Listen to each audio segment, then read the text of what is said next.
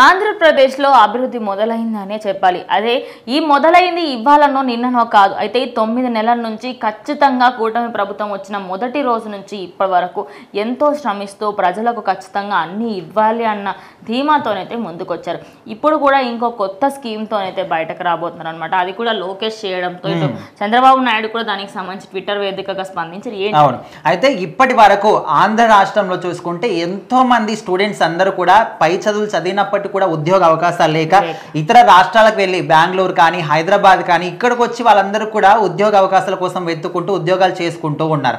కాకపోతే ఇప్పుడు ఆంధ్ర రాష్ట్రంలో మాత్రం ఎప్పుడైతే కూటమి ప్రభుత్వం గెలుపొందిందో అప్పటి నుంచి అక్కడ విద్యకు కానీ వైద్యం కానీ అభివృద్ధికి కానీ ఏ మాత్రం కూడా లోటు లేకుండా వాళ్ళందరూ కూడా చేస్తున్నారనమాట.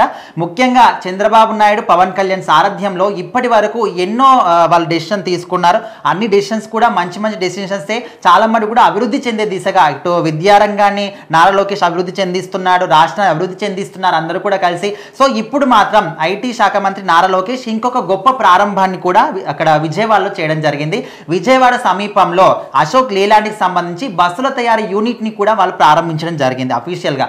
అయితే అందులో డబుల్ డెక్కర్ బస్సులు కావచ్చు, డీజిల్ బస్సులు కావచ్చు, అత్యాధునికమైనటువంటి ఎలక్ట్రిక్ బస్సులు కూడా అక్కడ తయారు చేయడం జరుగుతుందంట. సో దీనివల్ల ఖచ్చితంగా అక్కడ ఉన్నటువంటి చుట్టుపక్కల ప్రాంతాల ప్రజలందరికీ కూడా దాదాపు 30-40 వేల మందికి పైగా అక్కడ ఉద్యోగ అవకాశాలు వచ్చే అవకాశం కూడా ఉందంట. అంటే ఇప్పటి వరకు చాలా మంది కూడా అసలు ఇప్పుడు వచ్చిన ప్రభుత్వం ఏం చేసింది, ఈ 9 నెలల సమయంలో ఏం చేసిందంటే చాలా మంది ఈ 9 నెలల సమయంలోనే ఎన్నో చేశారు వాళ్ళు. అంటే చూడలేకపోతున్నారా, లేకపోతే అది వాళ్ళు బయటకు రాకుండా చేస్తున్నారంటే చూసే వాళ్ళు చూస్తున్నారు. మీరు మైండ్లో ఏదో ఒక నెగిటివిటీ పెట్టుకున్నారు కాబట్టి అవి మీకు కనిపించట్లేదు.